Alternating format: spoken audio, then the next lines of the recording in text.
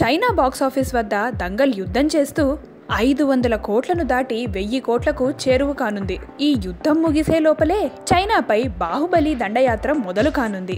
దంగల్తో పోటీ పడుతూ Baahubali 2 collection సునామీని create చేయడానికి సిద్ధమవుతోంది. బాహుబలి 2 ఇంగ్లీష్ వర్షన్ను విడుదల చేయడానికి రాజమౌళి అండ్ టీం సిద్ధంగా ఉన్నారు. బాహుబలి 2 వ్యవధి దాదాపుగా 170 నిమిషాలు ఉంటుంది.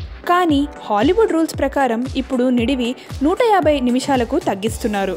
ఇందుకోసంగాను హాలీవుడ్ ఎడిటర్స్ అందరూ వర్క్ చేస్తున్నారట. త్వరలోనే ఇందుకు సంబంధించిన అధికారిక సమాచారం రానుంది. ఇండియాలో తిరుగులేని రికార్డులను క్రియేట్ చేసిన బాహుబలి 2 మరి చైనాలో ఎలాంటి సెన్సేషన్స్కు తెరతీయనుందో మరి.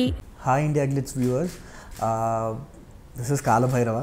Subscribe to IG Telugu for interesting videos and the latest updates and all. Thank you.